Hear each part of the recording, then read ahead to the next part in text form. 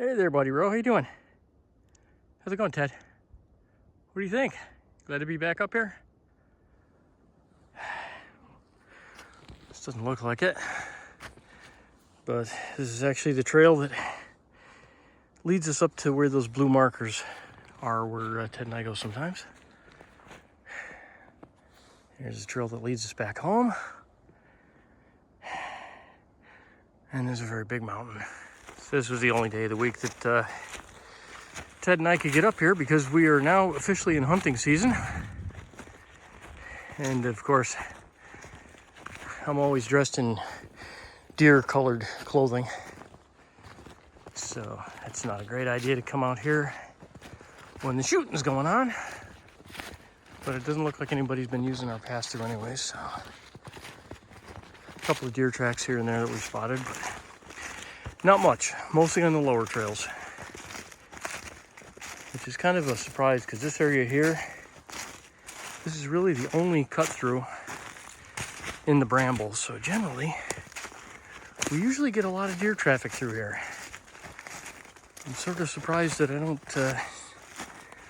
don't see anything. Although that could just be, we don't see anything because the snow that fell last night has covered everything that I can see. Looks like Ted sees something. So apparently my skills of observation aren't that great when I'm winded. Because this is what Ted's been following. That is not Ted's print. So I'd say we're following that coyote.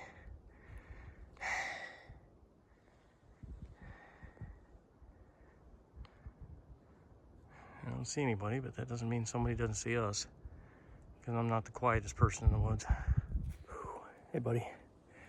All right, so I'm gonna hold this perfectly level. And then I'm gonna turn into the hill here. So this is perfectly level. You see I gotta tip up. So it's like this. And then once again, perfectly level. Straight over. And that terrain heads down. So it maintains about that same pitch all the way up through. So that's why I'm winded. It's not just because I'm wicked old. And boom, right on time.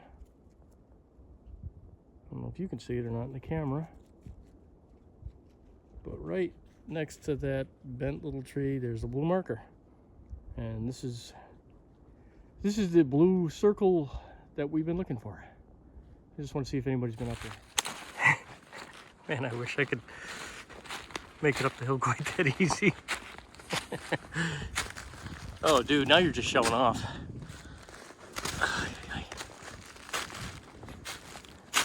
All right.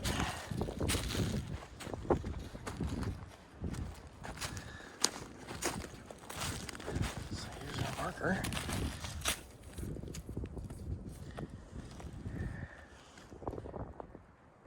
This is our,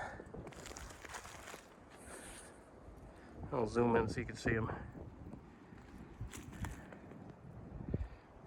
So honestly, I really don't know what the state's doing here.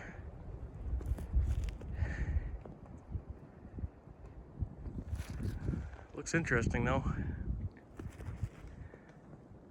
Some kind of crazy project.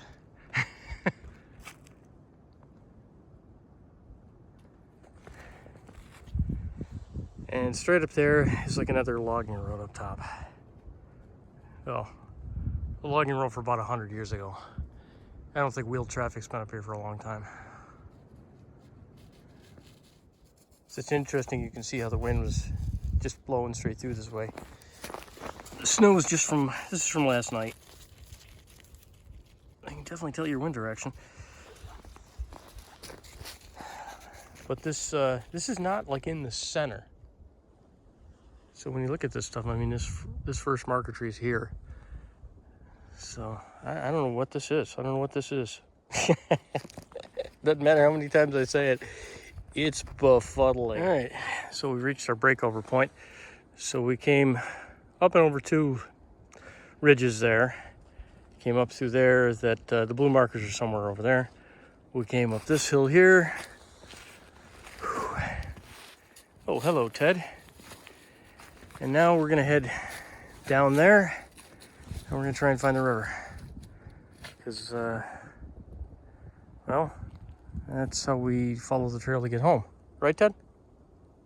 Ted doesn't care. He's just having fun being out hunting. And there's one of those monster grapevines out here. Those things are huge. You can see they're taking all sorts of trees down up here. Unfortunately, these grapevines, which really don't yield grapes, every once in a while I'll see like a small cluster of them, but by and large, about the only thing they do is kill trees. Not great. All right, keep heading down, Ted. I'm following you. Why, I really don't know. I know, that's kind of crazy. Yep. That's steep. All right. We're on level ground.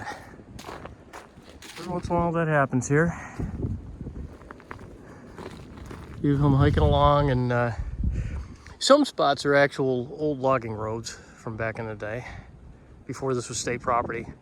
And this is not at that, because you'll find old water bars, which goes to show you how well they used to do things back in the old days. Because, you know, you got water bars that are over 100 years old that are still around. You see the ones that the state puts together now, and they last about 4 years before they get blown out. So it's a testament to the old timers. They certainly knew what they were doing. Hey, you need a drink? Well, I didn't say to stand in it, you dope. Hey, you want a drink? Ted. Okay. I guess that's a no. Yeah, I would prefer that he didn't actually walk through the water. Yeah, because I don't want you freezing, man. It's 28 degrees. You goofball. He's hunting somewhere. He's backtracking now. Hey, we're going this way. Yeah, that's right. Back on task, my man. No, not that way. That's up the mountain. More downish. Downish. Hey? Are you hiding? There you go. I'll be right with you, man. So this is interesting. Get all sorts of different... See, this is aluminum here, which is something. I don't know how far back they were using aluminum wire, so I don't know if that's something newer, or because I've seen a lot of the old galvanized wire. Obviously this barbed wire is pretty old. Interesting to see just how old the aluminum one is. I got some other straight wire. I mean, as you can see, this stuff is, that's in the center of the tree. So this tree was pretty small when these wires went in. I mean, these barbed wires have been here for obviously a very, very long time. And therefore they're using several different kinds of wire. Huh. The aluminum's interesting though, because I've seen that a few times. And I don't know, be interesting to see how that dates out. So there's a line, that line goes down through that way. So this must have been one farmer's property and this must have been another. So I guess this is the end of where the old state property ended. Not really sure though. Okay, hey, watch out. That's dangerous. Nice, man. Ted found himself a little boulder. It's one of those areas that you've seen in my videos before where this is virtually impassable. So if you try and get through here, it is absolutely not going to happen. Unless you're 7 inches tall, then it'll happen. But yeah, there's no way I'd be making it through that. Now this is during the time of the year when this stuff is all beat back. So this is actually pretty good. Like you could weave your way through here and eventually get somewhere. When this is all grown in and there's green intermixed with it, good luck. Careful now.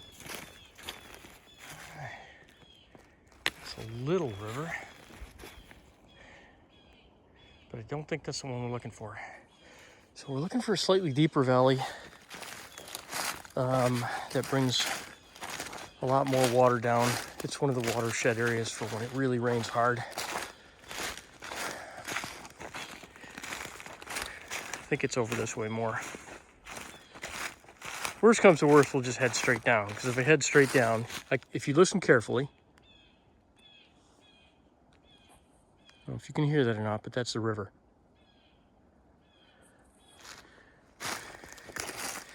And we can always get back home by just following the river back.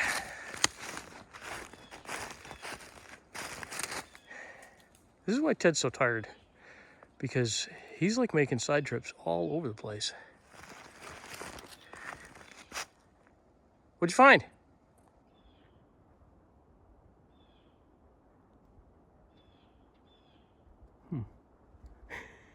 What'd you find, man? Hey.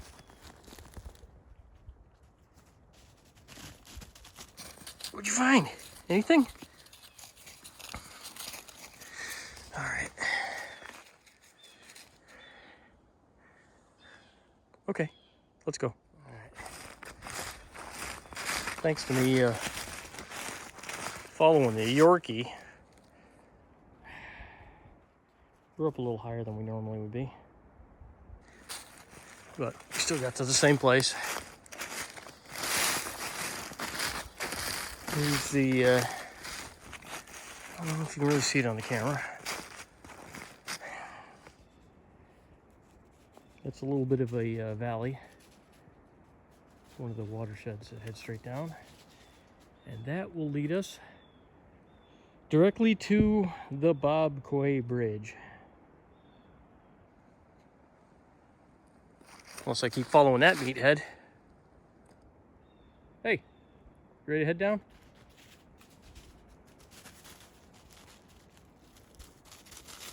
Yeah, me too.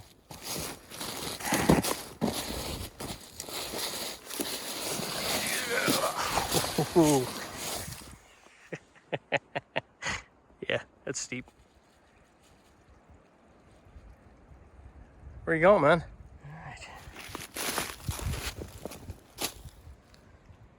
I'm in the watershed right now, so I'm just gonna get up on the side of it here.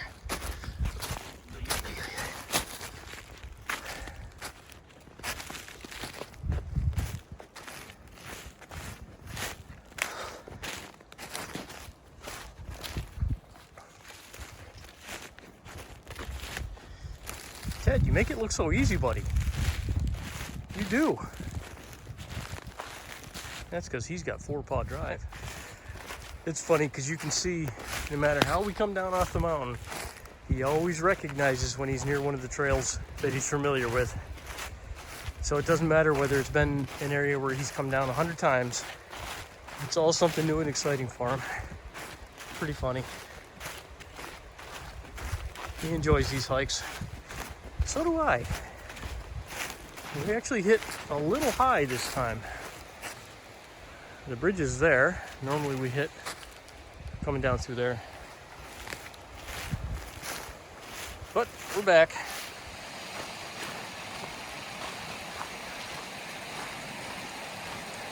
My brave leader going across the bridge first.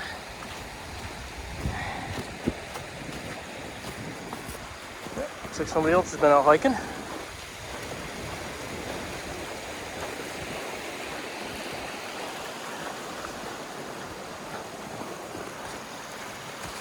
And there we go. The end of our hike stopped here at the Bob Quay Bridge.